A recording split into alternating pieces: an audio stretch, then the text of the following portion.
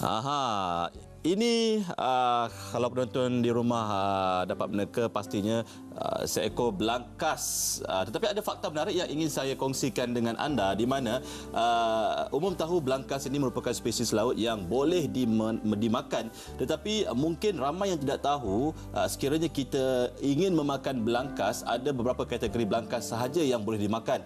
Iaitu kalau dapat saya kongsikan di sini ekor belangkas yang berbentuk tiga segi begini sahaja yang boleh dimakan. Tetapi kalau berbentuk bulat dan sebagainya itu tidak boleh dimakan. Tetapi kita hari ini bukan untuk berbicara berkaitan dengan mengenai belangkas. Itu saja selitan fakta yang ingin saya kongsikan bersama anda. Dan dibawakan di studio pada pagi ini Profesor Dr. Muhammad Effendi Abdul Wahid, Timbalan Naib Chancellor Pendidikan dan Inovasi dan juga pengarah World Ocean Week 2015. Selamat datang Prof. Dan juga Profesor Madya Dr. Marinah Muhammad Arifin, Timbalan Dekan Pusat Pengajian Sains Marin dan Sekitaran Universiti Malaysia Terengganu UMT. Selamat datang keduanya. Kita nak berbicara bukan dengan belangkas saya ini. Tapi ada kaitan dengan belangkas, iaitu berkaitan dengan sambutan Hari Laut Sedunia yang pastinya kita mungkin ada yang tahu, ada yang tak tahu, disambut setiap tahun pada tanggal 8 Jun. Dan hari ini dah pun 10 Jun dan kita akan berbicara dengan lebih lanjut apa yang dilakukan oleh Universiti Malaysia Terengganu ini. Jadi kalau Prof dapat kongsikan dengan penonton apakah sebenarnya latar belakang kepada World Ocean Week dan bagaimana hubung kaitnya dengan Universiti Malaysia Terengganu, Prof? Okey, terima kasih. Terlebih dahulu kita pihak UMT ingin mengucapkan terima kasih kepada TV3 kerana memberi peluang kepada kita untuk mempromosi World Ocean Week ataupun WOW 2015. So kalau kita tengok World Ocean Day ni, dia memang disambut semenjak tahun 1992. Ini berikutan, tapi dia disambut secara tak rasmi, berikutan dengan proposal yang diberikan oleh pihak Kanada. Jadi pada tahun 2008, United Nations telah menjadikan dia sebagai satu acara rasmi untuk disambut pada setiap tahun. Dan Malaysia mula menyambutnya pada tahun 2012. Dan kita, Universiti Malaysia Terengganu, kita mempunyai kekuatan di dalam ilmu kelautan dan sumber akuatik dan itu meletakkan kita di tempat yang betul untuk mempromosi World Ocean Day ni. Okey. Sebelum saya nak bertanya kepada Dr. Marina berkaitan dengan WOW atau World Ocean Day, apa? Saya nak panggil apa? Shell, apa? Cengkerang ini sebenarnya mengganggu pandangan mata saya. Doktor, kalau dapat ceritakan apakah cengkerang ataupun adakah ini satu daripada cengkerang daripada lautan khasnya lautan di Malaysia, Doktor? Okey, terima kasih. Yang ini sebenarnya adalah salah satu khazanah yang ada di negara kita lah, di dalam laut, selain daripada belangkas dan juga spesies-spesies lain. Dan ini adalah salah satu daripada spesies yang terdapat di perairan Semenanjung, terutamanya di bahagian Johor.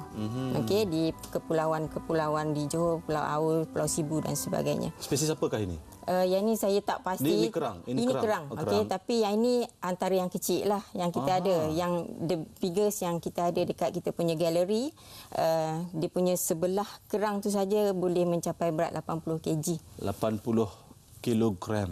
Ini spesies yang sama sebegini?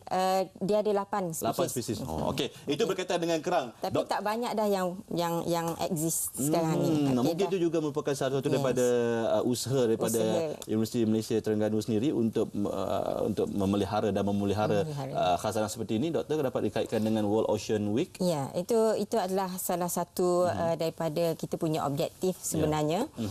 Dan kalau kita ikutkan tema World Ocean Week pada tahun ini adalah Healthy Ocean, Healthy Planets, bermakna sekiranya kita menjaga kesihatan lautan itu sendiri, yang mana menyumbangkan 70% daripada keseluruhan bumi kita, secara tidak langsung kita akan dapat healthy planet. So, dan spesies-spesies terancam macam ni mungkin kita akan dapat tambah dia punya populasi. Dari segi pengisian World Ocean Week bagaimana? Okey, di peringkat UMT sendiri kita dah bermula daripada 4 hari bulan Jun itu hari. Dan kita ada program-program yang semalam kita adakan program beach cleanup. Okey, pembersihan pantai di kawasan sekitar UMT. Dan pada hari ini kita buat pelancaran di UMT sendiri, diikuti dengan beberapa kumpulan divers kita, penyelam dan juga volunteers pergi ke Pulau Bidung, salah satu stesen penyelidikan kita, untuk menyelam selama 24 jam. Dan kita akan buat rakaman sepanjang 24 jam itu sehingga besok. Prof, dapat diceritakan di visual ketika ini antara aktiviti penyelidikan yang dilakukan oleh UMT sendiri dari segi peralatan, kemudahan, teknologi yang dimiliki oleh UMT itu bagaimana sehingga kita ke tarikh ini, dan bagaimana yang menarik pelajar untuk mendapatkan jurusan, khasnya jurusan berkaitan marin ni, Prof? Okey, sebenarnya di UMT kita mempunyai beberapa pusat pengajian yang menawarkan program-program berkaitan dengan penyelidikan marin. Jadi kita juga mempunyai institut yang berkaitan dengan oceanografi. Jadi peralatan kita adalah peralatan yang memangnya up to date untuk melaksanakan kerja-kerja penyelidikan di dalam bidang ini. Dan kita juga mempunyai kapal penyelidikan yang dinamakan RV Discovery yang telah pun berlayar mengelilingi Selat Melaka baru-baru ini dan mengambil banyak sampel dan juga melaksanakan pelbagai kajian pada waktu tersebut. Okey, berbalik kepada sambutan Hari Laut Sedunia ataupun WOW ni, Prof, kita tahu Saban seperti yang Prof katakan tadi, ia disambut setiap tahun. Jadi dari segi matlamat akhir ataupun fokus yang hendak diberikan, apakah sekadar sambutan daripada aktiviti-aktiviti biasa? Jadi apa yang hendak diperjuangkan khasnya oleh UMT berkaitan dengan laut ini, Doktor? Okey, sebenarnya kalau kita lihat laut, ramai orang yang berpandangan laut ni hanya berkaitan dengan nelayan saja. Dan ada yang melihat dia sebagai sumber untuk rekreasi dan industri. Tetapi sebagai masyarakat yang terbanyak, laut ini merupakan satu buffer ataupun yang boleh melindungi daratan sebagaimana yang Profesor Madya Dr. Marina terangkan tadi. 77% permukaan kita diliputi oleh laut. Dan laut ni dia tak ada boundaries, dia tak ada sempadan. Setiap negara ada dia punya sempadan dia sendiri. Dan United Nations memikirkan bahawa dengan bertambahnya isu-isu yang berkaitan dengan global warming, berkaitan dengan pencemaran lautan, invasive species dan sebagainya, perlulah kita menyatukan seluruh penduduk dunia untuk menyedari bahawa laut ni sangat penting kepada kehidupan mereka. Dan laut ni, kalau kita tengok laut saja, dia sebenarnya bukan berasal daripada laut itu sendiri. Dia berasal juga daripada daratan. Contohnya sungai-sungai yang mengalir daripada gunung dan melalui penempatan dan kegiatan sosioekonomi, semuanya akan mempengaruhi yang masuk ke laut. Jadi ini akan secara jangka masa panjang akan mempengaruhi keadaan laut itu sendiri. Doktor, kalau kita tengok dari segi impak, tadi Prof bercakap mengenai fokus akhir dan sebagainya, impak kepada sambutan itu secara spesifiknya, sambutan Hari Laut Sedunia itu, pertamanya kepada masyarakat, keduanya kepada UMT, dan yang ketiganya pastinya kepada pelajar sendiri. Bagaimana, Doktor? Okey, terima kasih. Sebenarnya memang objektif utama kita adalah untuk wujudkan kesedaran dan akhirnya keprihatinan masyarakat dan juga generasi muda terutamanya untuk menjaga kesihatan laut kita lah. So setakat ni semenjak kita lakukan program ni daripada tahun 2013 kalau tak silap, kita dah nampak sedikit sebanyak, sebab program ni kita tak boleh buat sekali dan kita harap impak yang besar. Okey, sama juga kalau dari dulu lagi kita duduk ajar budak-budak jangan buang sampah merata-merata, masalah tu masih lagi berlaku di sini.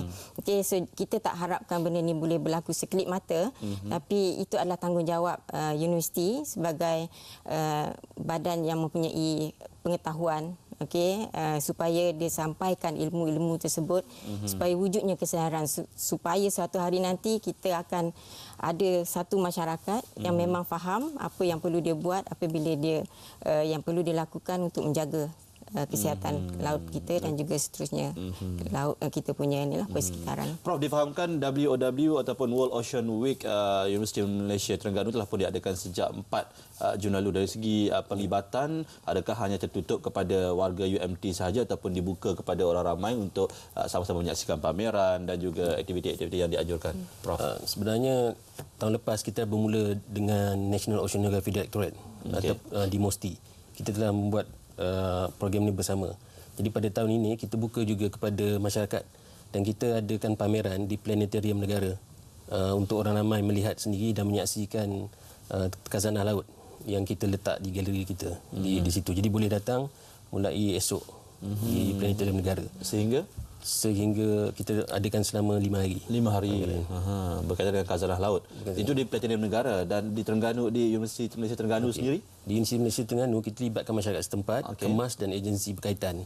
Macam yang Dr. Marina beritahu tadi, kita bermula dengan kanak-kanak yang tadika juga. Kita terangkan kepentingan tentang plastik yang dibuang rata-rata. Kalau kita tengok plastik yang dibuang adalah 8 juta tan setahun dibuang ke dalam lautan kita. Global. Secara global. Dan plastik ini disalah sangka oleh penyu sebagai obo-obo, sebagai makanan dia. Jadi dia makan dan dia tercekik dan mati. Dan bilangan dia menjadi berkurangan disebabkan oleh plastik yang kita buang ke dalam laut. Saya ada satu soalan terpumas kepada doktor dan juga Prof. Kita mulakan dengan Prof dululah kan. Dari segi tahap kesedaran masyarakat kita dalam menjaga kemaslahatan laut sendiri, bagaimana Prof melihat selaku mereka yang seringkali mengadakan uji kaji berkaitan dengan laut ni, Prof? Bagi saya tahap kesedaran masyarakat kita masih sederhana. Jadi yang berkaitan dengan laut secara langsung saja yang sedar bahawa ini secara langsung akan memberi kesan kepada dia dan dia perlu dijaga. Tapi yang masyarakat yang jauh daripada laut masih tidak menyadari bahawa mereka juga mempunyai peranan secara tidak langsung untuk menjaga kesihatan laut. Mungkin doktor ada nak menambah? Ya, kalau saya boleh kaitkan dengan kajian yang kita lakukan, contohnya dari Januari sampai Mac itu kita bergerak daripada Johor naik ke Langkawi dengan menggunakan RV kita dan kita dah berhenti di sebanyak 60 stesen sebenarnya. Dan memang dapatan awal daripada kajian tersebut kita dapati memang kualiti Straits of Malacca tu semakin merosotlah dari segi kesihatannya dan puncanya bukan di laut itu sendiri tapi daripada daratan. So jadi bukan mudah untuk kita sedarkan masyarakat tentang perkara ini, tapi sebenarnya dia orang perlu tahu di dalam 70% water air itu adalah sumber protein kita berbanding dengan lembu kambing dekat darat ni. Menyedarkan insan-insan ini juga merupakan satu tanggungjawab bersamalah. Terima kasih diucapkan kepada Profesor Dr. Effendi Abdul Wahid selaku pengarah World Ocean Week 2015 dan juga Timbalan Naib Chancellor Pendidikan dan Inovasi dan juga Profesor Madya Dr. Marina Muhammad Arifin Timbalan Dekan Pusat Pengajian Sains Marim dan Sekitaran Universiti Malaysia Terengganu. Selamat Hari Laut Sedunia. Jarang kita nak bagi ucapan selamat Hari Laut Sedunia. Baiklah, kita nak berhenti rehat seketika, teruskan bersama kami pelbagai lagi paparan menarik menanti anda selepas ini hanya di Malaysia Hari Ini. Jangan ke mana-mana.